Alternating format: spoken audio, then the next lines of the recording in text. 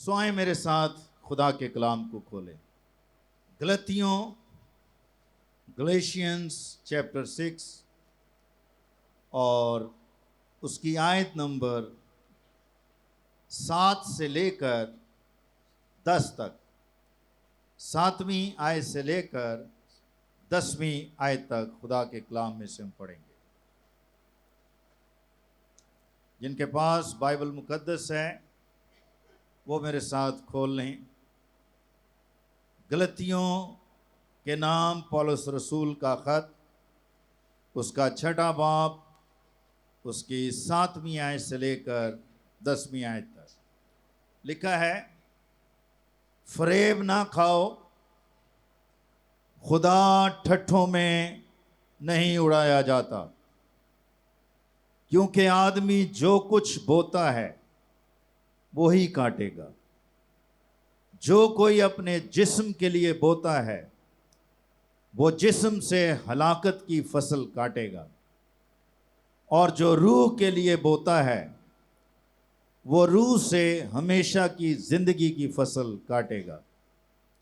ہم نیک کام کرنے میں ہمت نہ ہاریں، کیونکہ اگر بے دل نہ ہوں گے تو عین وقت پر کاٹیں گے۔ پس جہاں تک موقع ملے سب کے ساتھ نیکی کریں، خاص کر اہل ایمان کے ساتھ۔ خداوند اس کلام کے وسیلہ سے ہم سبوں کو برکت بخشے، آمین۔ سو آج جس موضوع پر میں آپ سے بات کروں گا وہ ہے کبھی ہمت نہ ہارے، نیور گیو اپ۔ جیسے کہ ہم نے خدا کے کلام میں سے پڑھا ہے کہ ہم نیک کام کرنے میں کبھی ہمت نہ ہارے۔ دو چیزیں میں نے کرسچن لائف میں دیکھی ہیں، مشاہدے میں آئی ہیں، آبزرویشن میں آئی ہیں، جہاں اکثر ایماندار جو ہیں وہ ہمت ہار جاتے ہیں۔ اور ان دو چیزوں میں سے جو نمبر 1 ہے، پہلی چیز وہ دعا ہے۔ اکثر دعا کا معاملہ ایسا ہے کہ اس میں اکثر ایماندار آئے دن جو ہے وہ ہمت ہار جاتے، اور شاید اسی لیے خداوند نے لوکا 18:1 میں یہ بات سکھائی تھی کہ پھر اس نے اس غرض سے کہ ہر وقت دعا کرتے رہنا اور کبھی ہمت نہ ہارنا چاہیے، ان سے یہ تمثیل کہی۔ تو میں نے یہ بات محسوس کی کہ زیادہ تر ایماندار شاید اس لیے دعا نہیں کرتے اور دعائیا عبادات میں بھی نہیں آتے، اصل میں وہ اندر سے ٹوٹ چکے ہوتے ہیں، حالات کی وجہ سے، زندگی کی فیلیئرز کی وجہ سے، اور جو ان کی پرسنل لائف میں کچھ ایسا چل رہا ہوتا ہے کہ وہ اندر سے زخمی ہوتے ہیں، ٹوٹے ہوئے ہوتے ہیں اور ہمت ہار چکے ہوتے ہیں، اور وہ سوچتے ہیں کہ دعائیں تو ہم نے بہت کی ہیں اور دعائیں خادموں سے کروائی بھی بہت ہیں، لیکن فائدہ کچھ نہیں ہوا۔ اور ان کو ایسے لگتا ہے کہ جیسے ساری دنیا ہی جھوٹی ہے، سب کچھ فضول ہے، بیکار ہے، اور وہ ایک نیگیٹو اسپرٹ کا شکار ہو جاتے ہیں۔ سو چونکہ یہ میرا موضوع نہیں ہے، میں اس پر زیادہ بات نہیں کرنا چاہتا، تو ایک تو یہ چیز ہے جس میں اکثر ایماندار ہمت ہارے ہوئے ہوتے ہیں۔ دعا کرنا چھوڑ دیتے ہیں, بائبل پڑھنا چھوڑ دیتے ہیں, چرچ آنا چھوڑ دیتے ہیں, اور بھی بہت کچھ چھوڑ دیتے ہیں. لیکن آج جس چیز پر ہم فوکس کریں گے, جو خدا کے کلام میں سے ہم نے پڑھی ہے, بہت کم ایسی باتوں پر سکھایا جاتا اور تعلیم دی جاتی ہے, اور وہ یہ ہے کہ ہم نیک کام کرنے میں ہمت نہ ہاریں. جیسے دعا میں ہمت نہیں ہارنی چاہیے, ایسے ہی ہمیں نیک کام کرنے میں بھی ہمت نہیں ہارنی چاہیے. بائبل مقدس میں کچھ ایسی آیات ہیں, پرانے عہد نامہ میں بھی اور نئے عہد نامہ میں بھی, جو اکثر مسیحی اپنے لیے چن لیتے ہیں. شاید وہ اس کو اپنی ضرورت سمجھتے ہیں اور وہ ان کے اوپر فٹ آتی ہیں, حالانکہ وہ ان آیات کو حقیقت میں سمجھ نہیں رہے ہوتے, بلکہ ان آیات کا غلط مطلب نکال کر اکثر خدا کی مرضی کے خلاف زندگی بسر کر رہے ہوتے ہیں. مثال کے طور پر اکثر لوگوں کو میں نے یہ کہتے ہوئے سنا کہ جی ایک بار مرکز 10:18 میں لکھا ہے کہ ایک امیر آدمی خداوند یسوع مسیح کے پاس آیا تھا, اور اس نے یسوع مسیح کو کہا کہ اے نیک استاد. نیکی کی آج بات ہم کریں گے, نیک کاموں کی ہم بات کر رہے ہیں کہ اے نیک استاد, میں کیا کروں کہ ہمیشہ کی زندگی کا وارث بنوں. تو لوگ کہتے ہیں جی دیکھیں یسوع مسیح نے تو بڑی ایمانداری سے یہ کہا تھا, مجھے کیوں نیک کہہ رہا ہے, کوئی نیک نہیں ہے. تو لوگ کہتے ہیں اگر یسوع ہی نیک نہیں ہے تو پھر باقی اور کون نیک ہو سکتا ہے؟ اگر یسوع مسیح بھی اس معاملے میں بے بس ہیں, وہ خود کہہ رہا ہے کہ تو مجھے نیک کیوں کہہ رہا ہے, کیونکہ کوئی نیک نہیں ہے صرف خدا.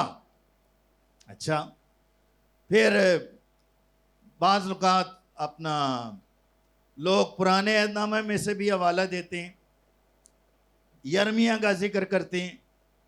یرمیہ اگر 13:23 پڑھیں تو وہاں پر بائبل میں لکھا ہوا ہے کہ حبشی اپنے رنگ کو اور چیتا اپنے داغوں کو بدل نہیں سکتا. دیٹس ٹرو, کہ جس کا رنگ ہی کالا ہے, کالے رنگ کے ساتھ پیدا ہوا ہے, وہ اس کو کیسے چینج کر سکتا ہے؟ یا چیتا, اس کے اوپر سپاٹس ہوتے ہیں, ٹھیک ہے نا, داغ ہوتے ہیں, تو وہ اپنے داغوں کو جو نیچرل ہے وہ ان کو کیسے بدل سکتا ہے؟ تو اگلی آیت کا اگلا حصہ یہ کہتا ہے کہ اگر حبشی اپنے رنگ کو نہیں بدل سکتا یا چیتا اپنے داغوں کو نہیں بدل سکتا, تو تم جو بدی کے عادی ہو, تم نیکی کیسے کر سکتے ہو؟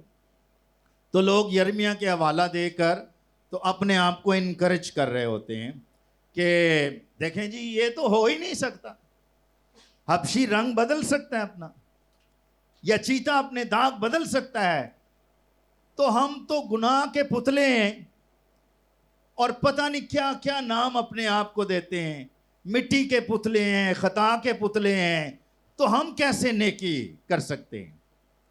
اور ایک اور بڑا فیمس حوالہ ہے جو ایسے لوگوں کے پاس ہوتا ہے, اس کا بڑا ذکر کیا جاتا ہے. پولس رسول کا حوالہ دیتے ہیں, رومیوں کے خط میں سے 7ویں باب کی 18ویں آیت میں پولس کہتے ہیں نیک کام مجھ سے بن نہیں پڑتے. وہ کہتے ہیں دیکھیں بیچارہ کتنا پریشان ہے, وہ خود اقرار کر رہا ہے کہ نیک کام مجھ سے بن نہیں پڑتے, اور پھر اگلی آیت میں وہ کہتا ہے چونکہ میرے جسم میں کوئی نیکی بسی ہوئی ہے ہی نہیں. تو اس کا مطلب ہے, لوگ کہتے ہیں کہ یہ چونکہ ایک انسان کی نمائندگی کے طور پر کہا جا رہا ہے, تمام انسانوں کے بہاف پر کہا جا رہا ہے کہ کسی بھی انسان کے جسم میں کوئی نیکی ہے ہی نہیں, اسی لیے تو کوئی نیک کام ہو نہیں پاتے. اور پھر پولس کہتا ہے کہ میں جس نیکی کا ارادہ کرتا ہوں وہ تو مجھ سے ہوتی نہیں, لیکن جس بدی کا ارادہ بھی نہیں کرتا وہ اچانک ہو جاتی ہے.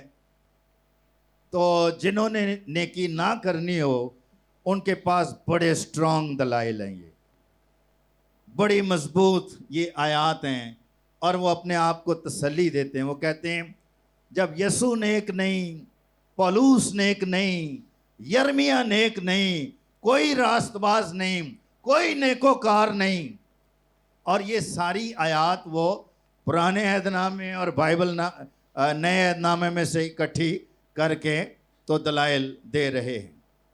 لیکن یاد رکھیں, در حقیقت یہ ساری آیات جن کا میں نے آپ کے سامنے ذکر کیا ہے, ان تمام آیات میں بیسکلی جو مفہوم پایا جاتا ہے وہ یہ ہے کہ کوئی بھی گناہ گار یسوع مسیح پر ایمان لائے بغیر گناہوں کے اختیار اور شکنجے سے نجات نہیں پا سکتا.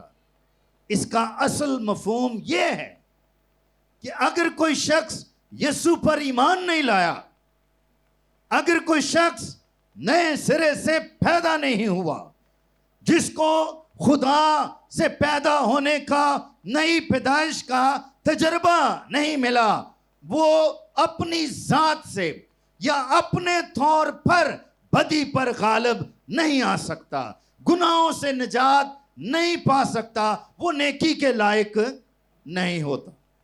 اصل میں اس کا مفہوم یہ ہے کہ کوئی بھی گناہ گار یسوع کے بغیر نیکی کے قابل نہیں ہوتا. لیکن اب آپ مجھے یہ بتائیں, کیا آپ سب کو خداوند نے نجات دی ہے؟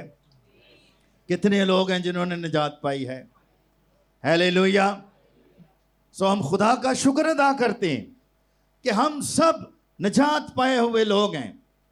ہم سب یسوع مسیح پر ایمان لائے, اور ایمان لانے کے باعث ہم خود سے نہیں بلکہ اس نے ہمیں راست باز ٹھہرایا ہے. ہیلیلویا. اور جب کوئی شخص, کوئی گناہ گار شخص اپنے گناہوں سے توبہ کرتا اور یسوع مسیح کو اپنا شخصی نجات دہندہ قبول کرتا ہے, تو خدا اپنے فضل سے اسے مفت نجات بخشتا ہے, اور ایک نجات یافتہ شخص سے خدا نیکی کی توقع کر سکتا ہے. ہیلیلویا. اگر پولس یہ کہہ رہا ہے کہ ہم نیک کام کریں یا ہم نیک کام کرنے میں ہمت نہ ہاریں, تو ہم کوئی بہانہ نہیں بنا سکتے کہ جی میں نیکی کیسے کروں, میرے اندر تو کوئی نیکی والی خوبی ہے ہی نہیں.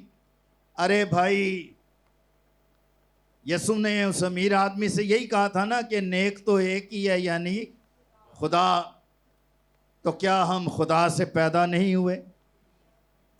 جنہوں نے نئی پیدائش پائی ہے وہ کس سے پیدا ہوئے ہیں؟ وہ خدا سے پیدا ہوئے ہیں. ٹھیک ہے, تو خدا نیک ہے, تو پھر ہم کون ہیں؟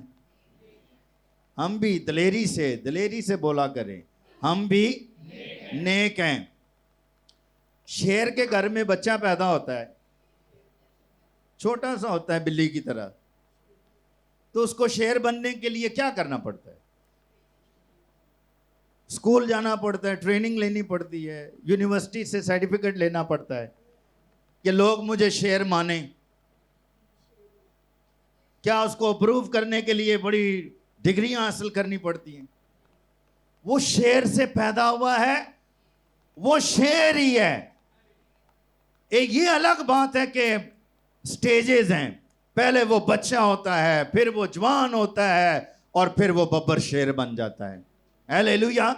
سو ٹھیک اسی طرح سے ہم جو نجات پائے ہوئے لوگ ہیں, ہم جو یسوع مسیح پر ایمان لائے ہیں, بے شک اس سے پہلے ہم نیکی کے لائق نہیں تھے, لیکن اب خدا نے ہمیں اس لائق کیا ہے.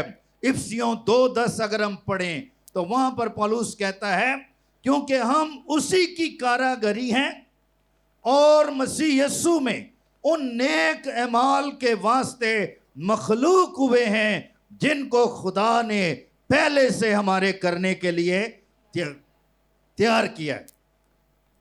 تو ہماری یہ جو نئی پیدائش ہے، بیسیکلی اس کا ریزن کیا ہے؟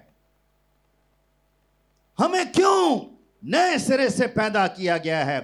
اس لیے کہ جیسے خدا ازل سے ابد تک نیک ہے اور وہ شروع ہی سے نیکیاں کرتا چلا آ رہا ہے، اور انسان جو گناہ میں گر کر نیکی کی راہ سے ہٹ گیا، اس کو واپس نیکی کی راہ پر لائے، اور ان اعمال کے لیے جو اس کی کریشن سے پہلے پلان تھے، خدا نے منصوبہ کیا ہوا تھا، انسان کو بنایا اس لیے گیا تھا کہ وہ نیک کام کرے، اور خدا نے ہمیں اس لیے مخلوق کیا ان نیک اعمال کے واسطے جو ہماری پیدائش سے پہلے خدا نے پلان کیے ہوئے تھے۔ ہیلیلویا۔ سو ہم نیکی کر سکتے ہیں، ہم نیکی کرنے کے لیے نئے سرے سے پیدا ہوئے ہیں اور ہمیں نیکی کرنی چاہیے۔ لیکن میں نے آپ کو بتایا کہ یہ دو کام ایسے ہیں جس میں انسان بڑی جلدی ہمت ہار جاتے ہیں۔ نمبر 1 دعا، اور نمبر 2 نیک کام۔ ٹھیک ہے، نیک کام کرنے میں لوگ جلدی ہمت ہار جاتے۔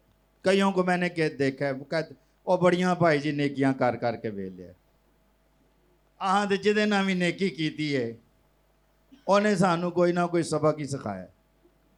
اور لوگ الٹی سیدھی باتیں اپنے ذہن میں رکھ کے، تو جو خدا چاہتا ہے، جس لیے ہم نئے سرے سے مخلوق ہوئے ہیں، ہم اپنی زندگی کے اصل ہدف سے، اصل مقصد سے دور چلے جاتے ہیں۔ تو آج کچھ نیک کاموں کی اور نیکیوں کی میں بات کروں گا۔ نیکیاں 2 طرح کی ہوتی ہیں۔ نمبر 1، کچھ نیکیاں وہ ہوتی ہیں جو ہم اسی دنیا میں کرتے ہیں، لیکن ان کا اجر اور ان کا بدلہ آسمان پر ملتا ہے۔ کچھ نیکیاں ایسی ہیں، میں اس طرف نہیں جانا چاہتا، لیکن کچھ نیکیاں ایسی ہوتی ہیں جو ہم اسی دنیا میں کرتے ہیں۔ آج ہمارا فوکس جو ہے وہ یہ ہے۔ کچھ نیک کام، نیکیاں ایسی ہوتی ہیں جو ہم اسی زمین پر کرتے ہیں، اور ان کا اجر اور بدلہ بھی خدا اسی دنیا میں ہی دے دیتا ہے۔ ہیلیلویا۔ تو کیا یہ حوصلہ افزائی کی بات نہیں؟ کیا یہ خوشی کی بات نہیں کہ جس خدا کے کہنے پر جو نیک کام ہم کرتے ہیں، ہماری آنکھوں کے دیکھتے دیکھتے خدا ان کا بدلہ دیتا ہے؟ آئیے یسوع کے جلال کے لیے زوردار تعلیم دیں۔ It is very encouraging۔ یہ حوصلہ افزائی کی بات ہے۔ تو 3 ایسی بڑی نیکیوں کا میں ذکر کروں گا جو اس دنیا میں جب ہم کرتے ہیں تو ہمارے دیکھتے دیکھتے خدا ہماری نظروں کے سامنے اس کا بدلہ ہمیں دیتا ہے، اور پھر ہمارے دل شادمان ہوتے ہیں۔ ہم خدا کی شکر گزاری کرتے ہیں کہ وہ سچا اور وفادار خدا ہے جو اپنے وعدوں کو پورا کرتا ہے۔ پہلی خوبی یا پہلی نیکی یا ایک نیک کام جسے ہم کہہ سکتے ہیں، وہ جسٹس ہے۔ میں نے آپ کو بتایا کہ ان باتوں پر بہت کم پریچ کیا جاتا ہے، اور میں کبھی کبھی حیران بھی ہوتا ہوں کہ خدا جب میرا دھیان ان چیزوں کی طرف لے کر آتا ہے۔ جسٹس سمجھتے نا آپ؟ انصاف، ٹھیک ہے؟ اور یہ جو جسٹس ہوتا ہے، انصاف ہوتا ہے، یہ وہ نیکی ہے جس کی بنیاد دراصل سچائی پر ہوتی ہے. ٹھیک ہے, سچائی ہوگی تو انصاف ہوگا نا. اور لوگ پریشان ہیں, بہت سارے لوگ پریشان ہیں چونکہ ان کو انصاف کی تلاش ہے اور کوئی انصاف کرتا نہیں. لیکن ہمارا خدا انصاف کا خدا ہے. ہیلیلویا. وہ جسٹس کا خدا ہے. وہ کبھی کسی کے ساتھ ظلم یا زیادتی, رو رعایہ طرفداری نہیں کرتا, چاہے کوئی اپنا ہو چاہے کوئی غیر ہو.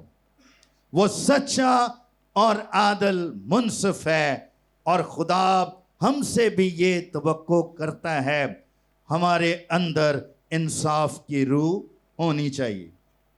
لیکن یاد رکھیے, ناانصافی اور ظلم ہمیشہ بربادی کا سبب بنتے ہیں. اس سے ڈسٹرکشن آتی ہے. امثال کی کتاب میں لکھا ہے کہ ناانصافی کے باعث لوگ برباد ہو جاتے ہیں. ناانصافی گھر سے شروع ہوتی ہے. بعض اوقات کسی خاندان میں ناانصافی ہو رہی ہو, کسی چرچ میں ناانصافی ہو رہی ہو, یا کسی ادارے میں ناانصافی ہو رہی ہو, کسی ملک میں ناانصافی کا نظام ہو, تو جہاں ناانصافی ہوگی وہاں لوگ برباد ہوں گے.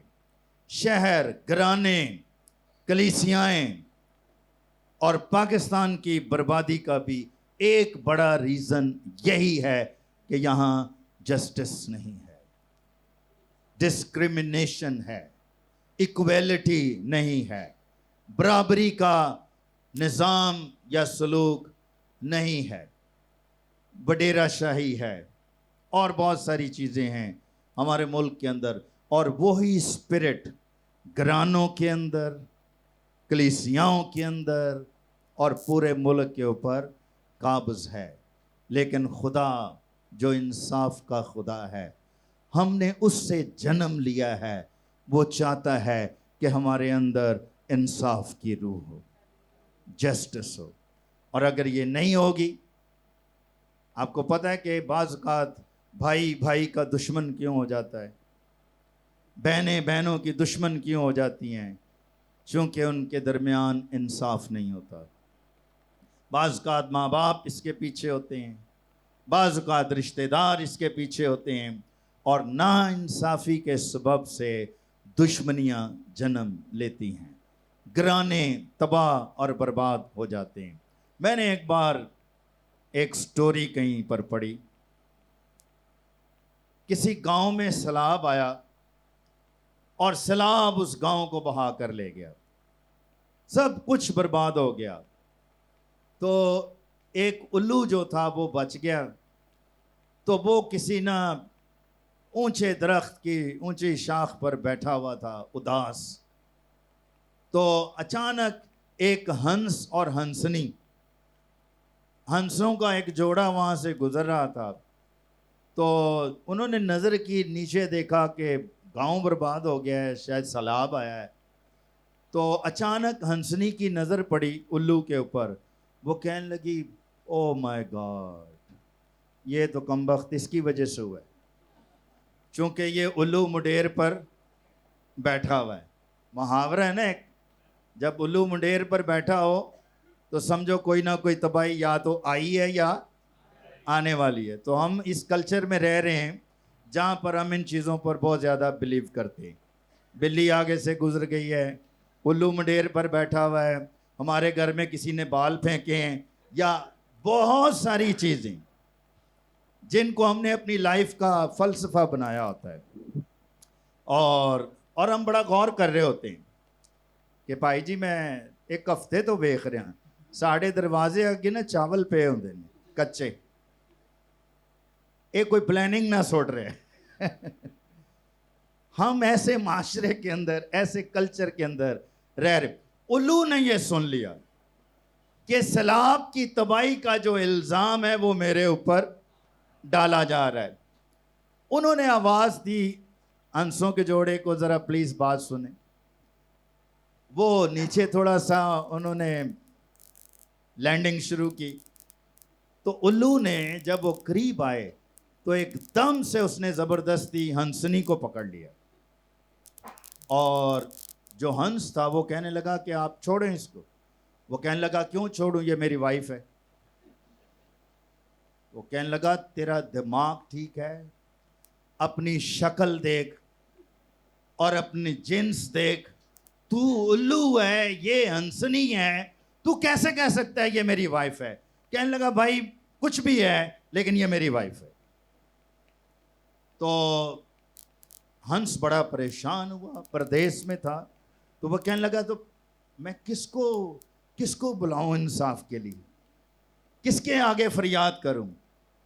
الو نے کہا آپ بلا لیں جن کو بھی بلانا ہے. تو اس نے کہا ٹھیک ہے پھر ہم ایک جرگہ بلاتے ہیں, پنچایت بیٹھے گی تو وہ فیصلہ کرے گی. اب پنچایت ساری جو تھی وہ الو کے گاؤں کی تھی, جس گاؤں کا الو تھا. ساری پنچایت وہاں سے آئی, جمع ہوئی, اور بڑی بحث مباحثے کے بعد پنچایت کا جو لیڈر تھا جرگے کا, اس نے کہا کہ دیکھیں جی ویسے بظاہر لگتا تو نہیں کہ یہ اس کی وائف ہے, چونکہ یہ الو ہے اور یہ ہنسنی ہے, لیکن چونکہ الو ہمارے گاؤں کا ہے, ہمارا بھائی ہے, اور لہٰذا یہ اسی کی وائف ہے. تو ہنس جو تھا اس کی آنکھوں میں آنسو آ گئے, وہ رونا شروع ہو گیا. جب الو نے اس کو روتے ہوئے دیکھا, اس کو ٹوٹتے ہوئے دیکھا, تو اس نے ہنس کو پاس بلایا اور کہنے لگا آج سمجھ آئی ہے بربادی کیسے آتی ہے. کہنے لگا ہاں جی آ گئی ہے. اس نے کہا بربادی اس وقت آتی ہے جب انصاف نہیں ہوتا, جب ناانصافی ہوتی ہے, جب ظلم ہوتا ہے, جب زیادتی ہوتی ہے. اور اتنی زیادتی, اتنا ظلم کہ ہمارے ہاں تو آپ کو پتہ ہے کہ لوگ جب زیادتی پہ اتر آتے ہیں تو پھر کسی کو نہیں چھوڑتے. ایک شوہر کو ناراضگی بیوی سے ہوتی ہے, وہ اس کے ماں باپ کو بھی گالیاں دیتا ہے, اس کے بہن بھائیوں کو بھی گالیاں دیتا ہے, جو اس کے رشتہ دار مر چکے ہوتے ہیں ان کو بھی گالیاں دیتا ہے. حالانکہ ان کا کیا قصور ہوتا ہے, وہ تو شادی میں بھی نہیں تھے, ان کو تو پتا بھی نہیں تھا یہ رشتہ ہونا ہے. یہ ساری چیزیں کیا ہیں؟ انجسٹس, ناانصافی, ظلم, زیادتیاں. اور جہاں جہاں یہ ظلم اور زیادتیاں ہیں وہاں پر سوائے بربادی کے, تباہی کے اور کچھ بھی نہیں ہوتا. سو بائبل نے ہمیں یہ سکھایا ہے کہ ہم اس لیے نئے سرے سے پیدا ہوئے ہیں, ہمیں اس لیے خدا نے بلایا ہے کہ ہم نیک کام کریں. ہیلیلویا. اور یہ پہلی نیکی ہے, کبھی ناانصافی نہ کریں, چاہے آپ کا نقصان ہو رہا ہو, چاہے کوئی آپ سے ناراض ہو رہا ہو. ہماری زندگی کا مقصد انسانوں کو خوش کرنا نہیں ہے, یاد رکھنا. بعض اوقات ہم صرف چند دوستوں کو خوش کرنے کے لیے, چند اپنے چاہنے والوں کو خوش کرنے کے لیے ناانصافی کا بڑا قدم اٹھا دیتے ہیں. لیکن ہماری زندگی کا یہ مقصد تو نہیں ہے کہ ہم لوگوں کو خوش کریں یا اپنے عزیزوں کو خوش کریں, گاؤں والوں کو خوش کریں. ہماری زندگی کا تو مقصد خدا کو خوش کرنا ہے, خدا کو خوش کرنا ہے. بے شک سب ناراض ہو جائیں, بے شک چلے جائیں سارے چرچ سے, لیکن وہی بات کریں جو حق اور سچ کی ہے, جو برحق ہے. اور جب آپ سچائی پر کھڑے ہوں گے, انصاف پر کھڑے ہوں گے, خدا آپ کے دائیں ہاتھ کھڑا ہوگا اور آپ کو کبھی جنبش نہیں ہوگی. ہیلیلویا. میں نے ہمیشہ یہی اصول اپنایا ہے, اور کئی زندگی میں مجھ سے ناراض ہوئے, کئیوں نے میرا ساتھ چھوڑ دیا, لیکن چند سالوں کے بعد ان کو سمجھ آ گئی he was not wrong, یہ غلط نہیں تھا. تو ایسی زندگی بسر کریں. خدا چاہتا ہے کہ ہم نیک کام کریں. اور دوسری بڑی نیکی یا بڑا نیک کام وہ فارگیونیس ہے, پہلی بات جسٹس، انصاف، اور دوسری بات فارگیونیس۔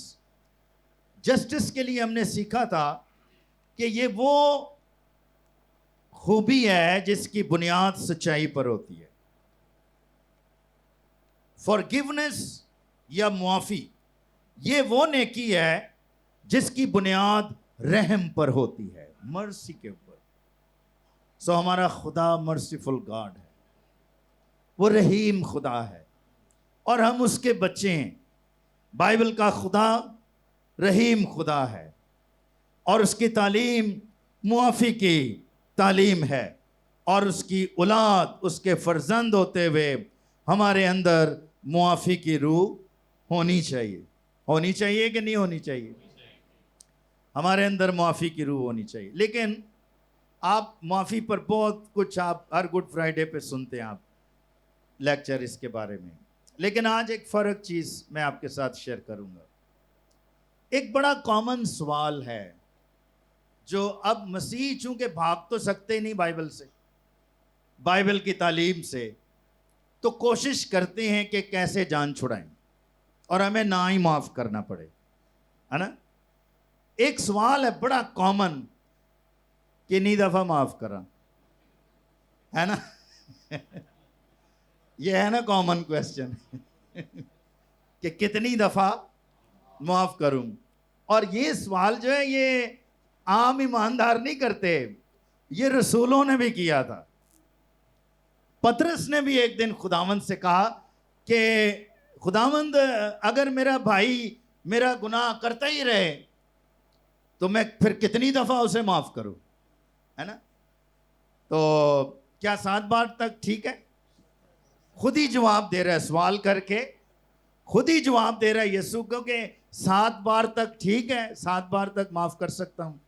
خداوند نے کہا 7 دفعہ کے 70 بار تک، اور آپ کو 7 کو ملٹیپلائی کریں 70 سے تو جواب آئے گا 490 ٹائمز، 490 دفعہ۔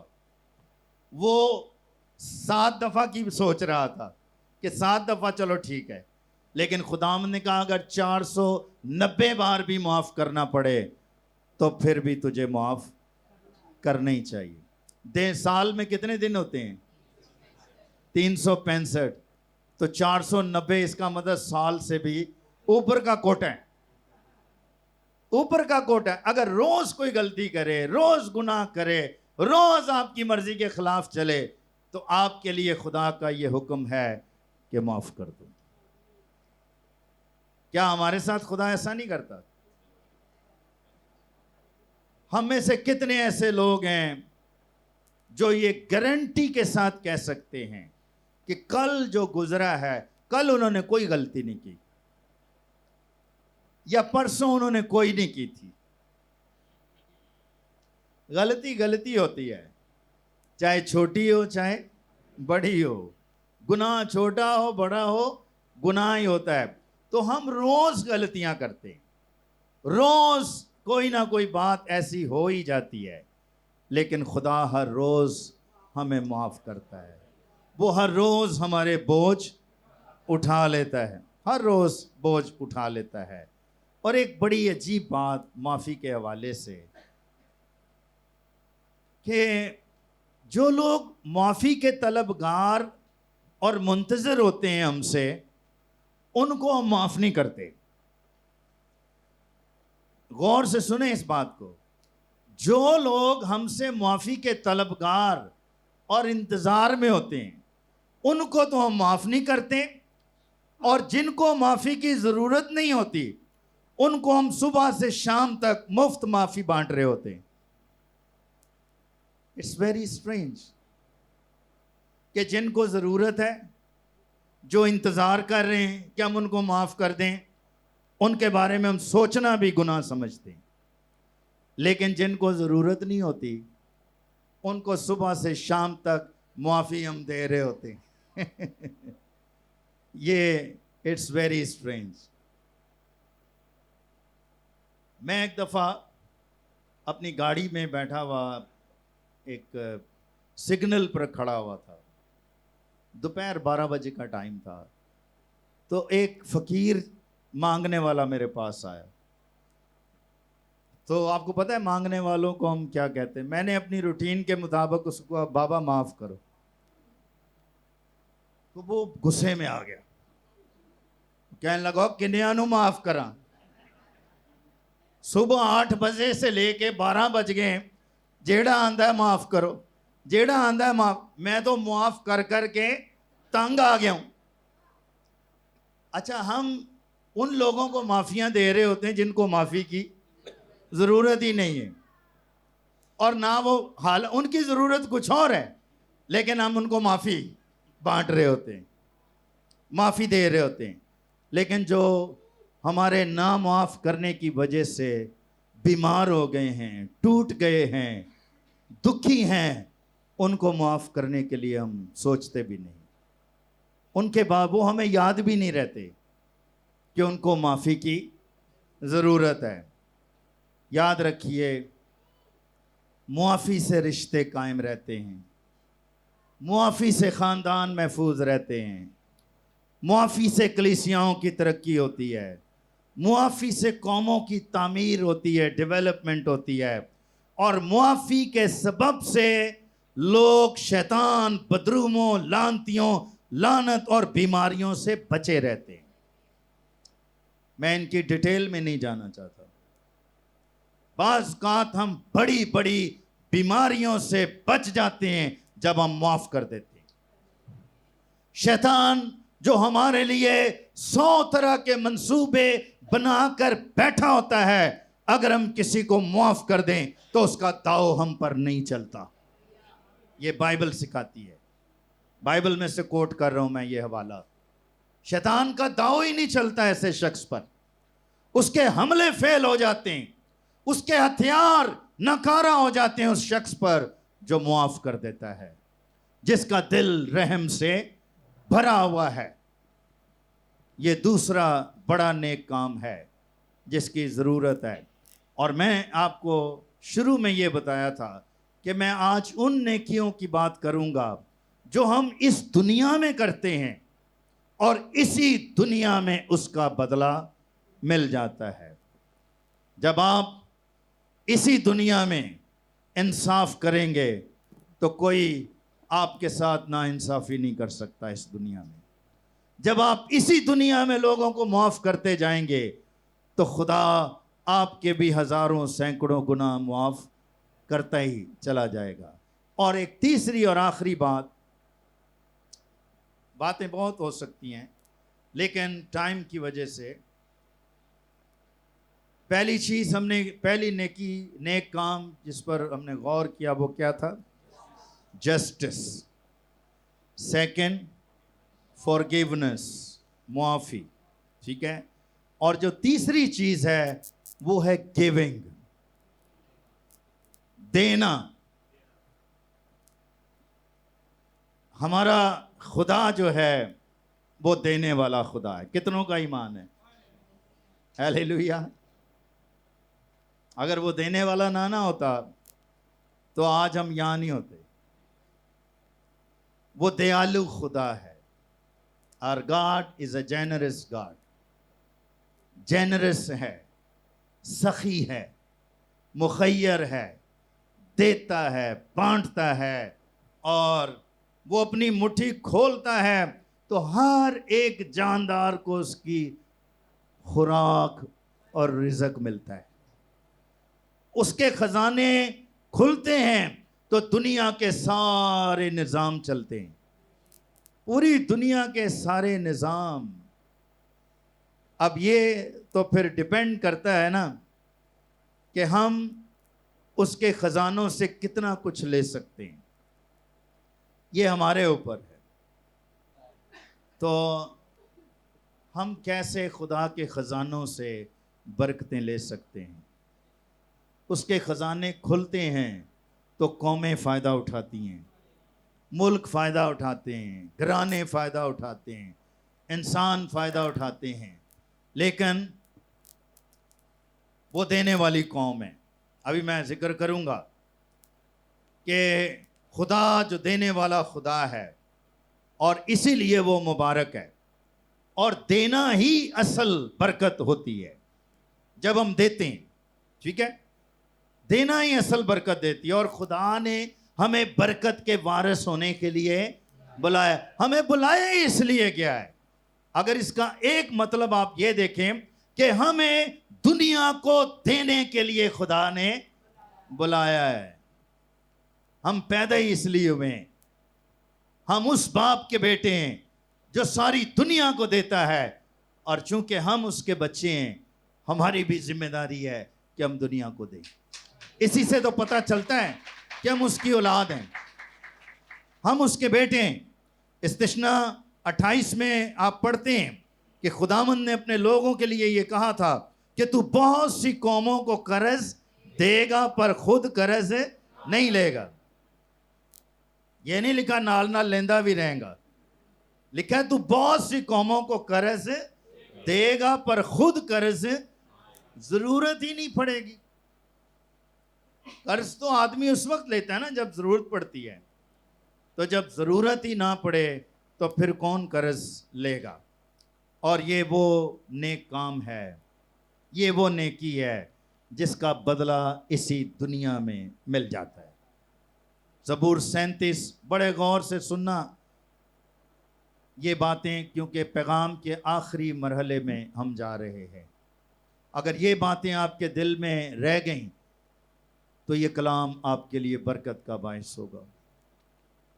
زبور 37 کی 25 سے 26 آیت, داؤد کہتا ہے میں جوان تھا اور اب بوڑھا ہوں, تو بھی میں نے صادق کو بے کس یعنی مجبور اور اس کی اولاد کو ٹکڑے مانگتے نہیں دیکھا.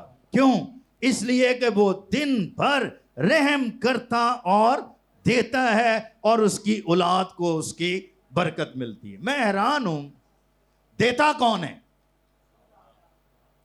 ارے نہیں, آپ اس آیت کی روشنی میں بات کر رہا ہوں. دیتا تو باپ ہے. صادق, ایک راست باز کی جو سب سے بڑی نشانی ہوتی ہے, دعا بھی ہو سکتی ہے, روزہ بھی ہو سکتا ہے, اور بھی نیکیاں ہو سکتی ہیں, نیک کام ہو سکتے ہیں, لیکن ایک راست باز شخص کی سب سے بڑی نشانی یہ ہوتی ہے کہ وہ دینے والا شخص ہوتا ہے. اس سے پتہ چلتا ہے کہ وہ نیک آدمی ہے. جینرس شخص جو ہوتا ہے, تو دیتا تو باپ ہے. داؤد اپنی بات کر رہا ہے نا کہ میں جوان تھا اور اب بوڑھا ہو گیا ہوں, دیتے دیتے دیتے, اور لیکن میں نے کبھی کسی راست باز کو مجبور, بے کس اور یا اس کی اولاد کو ٹکڑے مانگتے نہیں دیتا. کیونکہ جب باپ دیتا ہے, صادق دیتا ہے, تو اس کی برکت اس کی اولاد کو ملتی ہے. حالانکہ اولاد کے دینے کی بات نہیں ہو رہی, بات تو باپ کے دینے کی ہو رہی ہے کہ باپ اگر دیتا ہے تو اس کی بلیسنگ کہاں ٹرانسفر ہو رہی ہوتی ہے؟ اس کی جنریشنز کے اندر. ابراہم نے باپ کو, خدا کو دیا, دینا سیکھا, اور اس کی blessing generation to generation, generation to generation چلتی جا رہی ہے. اور آج پوری دنیا کا کنٹرول اسی نسل کے ہاتھ میں ہے, اسی قوم کے ہاتھ میں. یہ دینا اتنا اہم ہے, یہ نیکی ہے, یہ راست باز کی خوبی ہے. لیکن ذرا غور کیجئے, کہیں ہم نے دینا بند تو نہیں کر دیا؟ کیونکہ ہم نے بات پڑھی تھی کہ ہم نیک کام کرنے میں ہمت نہ ہاریں, اور اکثر نیکیوں کے حوالے سے ہی یہ بات سامنے آتی ہے, اور بڑا دے دے کے بھی ویل لے. یہ ابلیس کے حملے ہیں, یہ شیطان کے حملے ہیں جس کا شکار ایماندار ہوتے ہیں. بائبل یہ کہہ رہی ہے کہ ہم نیک کام کرنے میں ہمت نہ ہاریں. اچھا, آج میں نے آپ سے کہا تھا کچھ الگ چیزیں, الگ زاویوں سے میں یہ باتیں آپ سے شیئر کروں گا. دینے کے حوالے سے ایک کنفیوژن پائی جاتی ہے، اسپیشلی چرچز کے اندر، کرسچنز کے اندر. غور سے سنیں، جو آخری لائن میں بیٹھے ہوئے ان کی بھی بات کر رہا ہوں. آواز پیچھے آ رہی ہے نا؟ دینے کے حوالے سے ایک بہت بڑی کنفیوژن پائی جاتی ہے، اور ایک سوال اٹھتا ہے، نمبر ایک کہ ہم کس کو دیں اور کہاں سے دینا شروع کریں. یہ ایک کنفیوژن ہے کہ ایک شخص جو دینا چاہتا ہے، دینے کے لیے تیار ہوا ہے، تو وہ سوچتا ہے کہ میں کہاں دوں اور کہاں سے دینا شروع کروں. ایک سچائی ہمیشہ یاد رکھیں، ہمارا خدا حکمت اور ترتیب کا خدا ہے. وہ ہر کام کو صحیح وقت پر، صحیح جگہ پر اور صحیح طریقے سے کرتا ہے. یہ خدا کی کوالٹی ہے کہ وہ صحیح کام کو صحیح وقت پر، صحیح جگہ پر اور صحیح طریقے سے کرتا ہے. لیکن بعض اوقات ہم صحیح کام کو غلط طریقے سے کر کے لعنت کے وارث بن جاتے ہیں. کام صحیح کر رہے ہوتے ہیں، لیکن طریقہ کار، میتھڈولوجی جو ہماری ہوتی ہے وہ رانگ ہوتی ہے. اور یہی سب سے بڑی کنفیوژن ہے کہ طریقہ غلط ہوتا ہے. اب یہ مجھے بتائیں کہ شادی کرنا گناہ ہے یا کوئی بدی ہے؟ یہ کوئی مشکل سوال تھوڑی آپ سے کر رہا ہوں. یہ تو عزت کی بات ہے، برکت کی بات ہے. لیکن اگر شادی کرنے کا طریقہ غلط اختیار کر لیا جائے تو وہ پھر برکت کی بجائے لعنت کا سبب بن جاتی ہے. ماں باپ، لڑکی کے ماں باپ، لڑکے کے ماں باپ جب فیصلہ کریں، چناؤ ہو، رشتے قائم ہوں، ساری چیزیں طریقے کے ساتھ ہوں، عزت کے ساتھ ہوں، تو یہ تو سب کچھ بڑی برکت کا باعث ہے.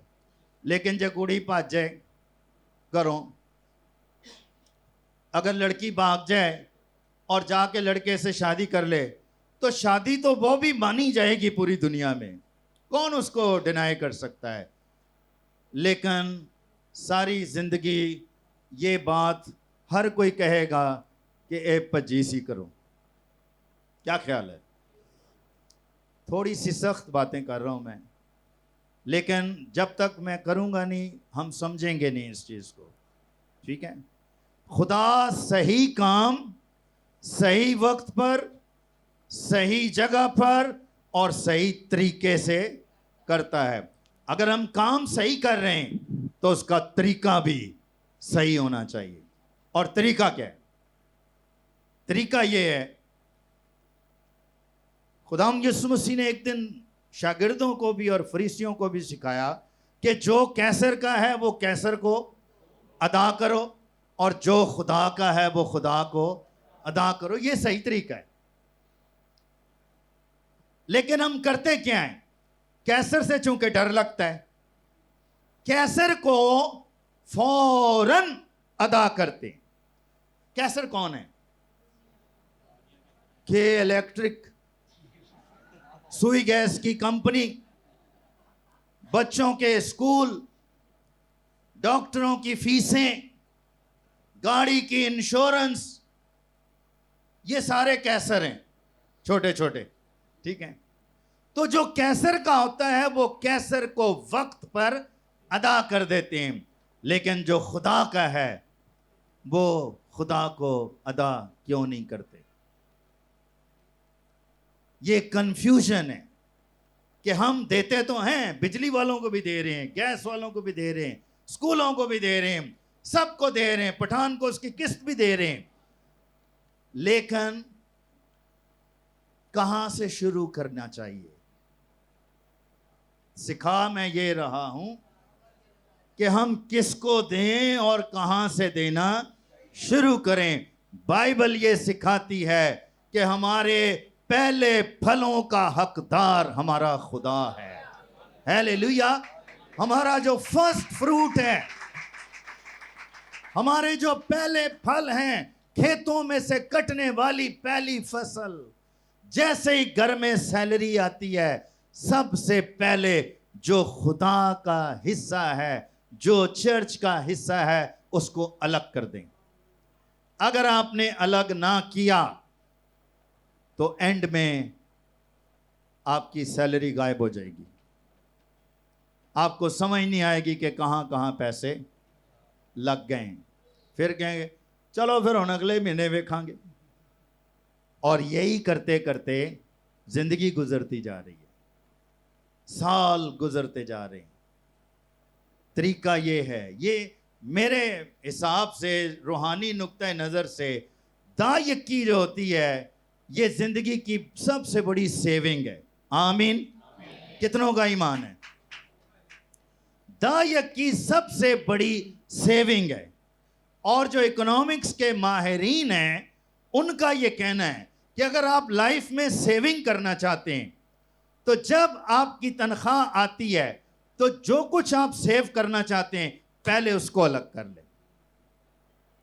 اگر آپ یہ سوچیں کہ میں سارے ایکسپینسز نکال کر، اخراجات نکال کر، تو جو بچیں گے ان کو سیو کروں گا، آپ کبھی بھی نہیں کر پائیں گے۔ جو ماہرین معاشیات ہیں یہ ان کا فارمولا ہے کہ سیونگ اس وقت ہوتی ہے جب آپ پہلے سیونگ کرتے ہیں، دائیکی اس وقت نکل سکتی ہے جب آپ پہلے دائیکی نکالتے ہیں۔ اچھا، اس کی ایک ترتیب ہے۔ سب سے پہلے کہاں سے دینا شروع کریں؟ چرچ کو، جو چرچ کا حصہ ہے۔ بائبل یہ کہتی ہے پوری دائیکی ذخیرہ خانہ میں لاؤ۔ پھر نمبر 2، اس کے بعد اب میں بتاؤں گا نا آپ کو، میں کہہ رہا ہوں اس میں کنفیوژن ہے۔ بہت سارے لوگ صحیح کام کر رہے ہوتے ہیں لیکن غلط طریقے سے کر رہے ہوتے ہیں، ٹھیک ہے۔ نمبر 2، انجیل سنانے والے خادموں کو دیں۔ پہلی بات دیکھیں، باقی جتنی بھی چیزیں ہیں جن کو دینے کے لیے بائبل کہتی ہے اس کے لیے کوئی فکر مقرر نہیں ہوا۔ واحد دائیکی ہے جس کے لیے ایک فکر مقرر ہوا ہے، اور وہ کیا ہے؟ 10%۔ 10%۔ لیکن جیسے اب میں خادموں کی بات کر رہا ہوں، ترتیب ہے پوری۔ خادم آپ کے گھر میں آتے ہیں، آپ ان کو لو آفرنگ دے سکتے ہیں، آپ ان کو تھینکس گیونگ دے سکتے ہیں، آپ ان کو شکر گزاریاں دے سکتے ہیں۔ وہ آپ کی حیثیت کے اوپر ہے، وہ آپ کی جتنی آپ کی جیب اجازت دیتی ہے وہ اس کے اوپر ہے۔ یہ ایک ترتیب ہے۔ چرچ سے معاملہ شروع ہوتا ہے، یعنی خدا سے معاملہ، چرچ خدا کا گھر ہے، خدا سے معاملہ شروع ہوتا ہے، پھر خادموں کو بھی آپ دیتے ہیں، پھر نمبر 3 غریبوں، بیواؤں اور یتیموں کو دینا بھی نیکی ہے۔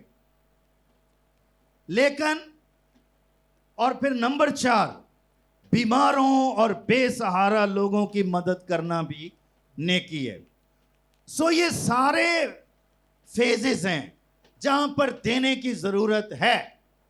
لیکن ہوتا کیا ہے، کرتے کیا ہیں لوگ یہ کرتے ہیں کہ اپنی دائیکی پہلے نکالتے ہیں، پھر اس دائیکی کو 6 جگہ ڈیوائیڈ کر دیتے ہیں، ٹھیک ہے، اور صحیح کام کو غلط طریقے سے کر رہے ہوتے ہیں۔ بائبل کبھی بھی یہ نہیں کہتی۔ بائبل کے اندر ایک ترتیب ہے کہ جو دائیکی ہے وہ آپ جس بھی چرچ سے آپ مخلص ہیں، جس چرچ کو بھی آپ اپنا چرچ سمجھتے ہیں، کبھی آپ نے ایسا کیا ہے کہ بجلی کا بل آپ پی ٹی سی ایل والوں کو جمع کرا دیں، یہ سوچ کے کوئی نہیں، ہو بھی تھے ساڑھے پاکستانی برا نے، وہ بھی ہمارا اپنا ہی ادارہ ہے، گورنمنٹ کا ادارہ ہے۔ کبھی کرتے ہیں ایسا؟ آپ کا جس چرچ سے تعلق ہے دائیکی اس چرچ کا حق بنتا ہے، ٹھیک ہے، اور پھر اس کے بعد ترتیب نیچے آتی ہے۔ یہ تو آپ کے اوپر ہے نا کہ آپ کتنے زیادہ دینے والے ہیں یا کتنا آپ دے سکتے ہیں۔ خادم بھی ہیں، مشنری بھی ہیں, ادارے بھی ہیں, ٹی وی چینلز بھی ہیں, میں منع نہیں کرتا, غریب بھی ہیں, بیوائیں بھی ہیں. آپ دعا کیا کریں کہ خدا آپ کو اتنا دے کہ آپ ان سے بھی زیادہ لوگوں کو دیں, اتنا آپ کو خدا دے. لیکن دیتا اسی کو ہے. لکھا ہے دیا کرو تاکہ تم کو دیا جائے. شروع تو کریں. جو اے الف سے شروع ہوتی ہے بات, پہلے وہاں سے تو شروع کریں. اگر وہیں فیل ہو گئے تو پھر ہم آگے کیسے جائیں گے؟ دائق کی خدا کا حصہ ہے, وہ خدا کے گھر میں. اور میں نے بہت سارے لوگوں کو اس کا مس یوز کرتے ہوئے دیکھا ہے. ٹھیک ہے. ایک دفعہ ایک بہن مجھے کہنے لگی, بھائی صاحب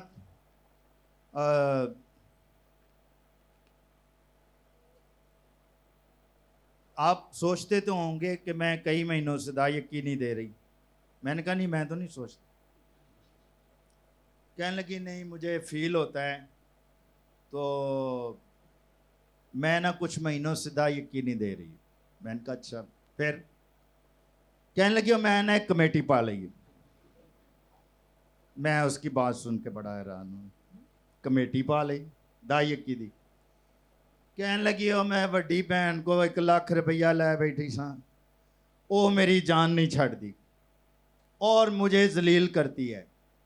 تو میں ایک دن پھر دعا کی تھی, خدا بندہ ہن تو مدد نہیں کرے گا تو پھر کون کرے گا؟ اچھا. پھر کہنے لگے خدا نے مجھے ایک طریقہ سکھایا کہ بھی تو مینوں ہی دینا ہے نا, دائق کی بھی تے جڑا مینوں دینی پر انہوں دئی آ. تو میں نے اس کی کمیٹی ڈال کے تو میں نے اپنی جان چھڑا لی ہے.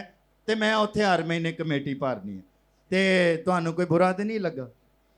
میں کہا مینوں تو کوئی نہیں برا لگا. اے خدا نو پوچھ لو, خدا نو برا لگا کہ نہیں لگا؟ ہم بہت سمارٹ ہیں, ہمارے پاس بڑے طریقے ہیں, لیکن آپ بائبل سے اگر آپ باہر جائیں گے تو آپ صحیح کام غلط طریقے سے کر کے اپنے لیے برکت نہیں پا سکتے. برکت اس وقت ملتی ہے جب آپ صحیح کام صحیح طریقے سے کرتے ہیں, یعنی کام بھی صحیح ہو اور اس کا طریقہ بھی ٹھیک ہو, اس کا طریقہ بھی ٹھیک ہو. جنہوں نے بھی اس دنیا میں انصاف کیا ہے, معاف کیا ہے, دیا ہے, ان کو, ان کی اولاد کو ہم نے سرفراز ہوتے ہوئے دیکھا ہے, بلندیوں پر جاتے ہوئے دیکھا ہے. اور یہ نیکیاں ہیں, یہ وہ نیک کام ہیں جن میں ہمیں ہمت نہیں ہارنی چاہیے. اور خدا نے ہمیں اسی لیے تو چنا ہے, اسی لیے ہم نئے سرے سے پیدا ہوئے ہیں کہ ہم نیک کام کریں. متی کی انجیل میں 5ویں باب میں ایک بات سکھائی تھی خدا نے کہ تم دنیا کے کیا ہو؟ نور ہو. تمہاری روشنی آدمیوں کے سامنے چمکے. تو یہ روشنی کیا ہے؟ تاکہ وہ تمہارے نیک کاموں کو دیکھ کر تمہارے باپ کی جو آسمان پر ہے کیا کریں؟ تمجید. تو سول وننگ کا کام ہوگا یا نہیں؟ روحیں بچیں گی یا نہیں؟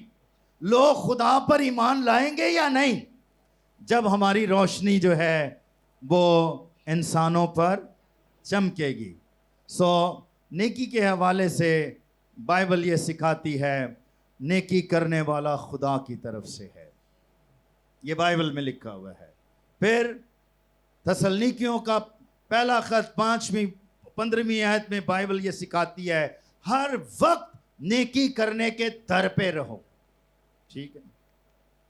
یہ جو ہر وقت در پہ رہنا ہوتا ہے اس کا کیا مطلب ہے؟ جنہوں سگریٹ دی عادت ہوندی ہے نا, وہ ہر وقت جو ہے نا موقع ڈھونڈتا ہے, جگہ ڈھونڈتا ہے, اور اس در پہ رہتا ہے کہ ذرا جب مینوں ٹائم ملے دے میں شروع کرا کام. اب تو بائبل یہ کہتی ہے کہ ہر وقت نیکی کرنے کے در پہ رہو. اور پھر امثال 11:23 میں لکھا ہے کہ صادقوں کی تمنا ہی صرف نیکی ہے، ان کی خواہش ہی یہ ہے، ان کا خواب ہی یہ ہے، وہ یہ چاہتے ہیں، ہر روز دعا کرتے ہیں، خداوند جب میں صبح اٹھوں تو میں کسی نہ کسی کی مدد کروں، میں کسی نہ کسی کے کام آؤں۔ اور جب ہم اس طرح کی زندگی بسر کریں گے تو پھر بائبل یہ بھی سکھاتی ہے کہ نیکی کے ذریعے سے بدی پر غالب آؤ۔ آپ کو پتہ ہے کہ بدی پر غالب آنے کا یہ سب سے پاورفل ویپن ہے، سب سے بڑا ہتھیار ہے۔ ہم کیسے بدی پر غالب آ سکتے ہیں؟ نیکی کے ذریعے سے۔ جب ہم نیکی کرتے ہیں تو ہم نیکی کے ذریعے سے بدی پر غالب آتے ہیں۔ لیکن آخری بات کہہ کے میں اس کو وائنڈ اپ کروں گا کہ کبھی کبھی خدا دکھی ہوتا ہے اور وہ اپنے لوگوں سے یہ شکایت کرتا ہے۔ ہوسیہ 6:4 میں خداوند کہتا ہے کہ تمہاری نیکی صبح کے بادل اور شبنم کی مانند جلد جاتی رہتی ہے۔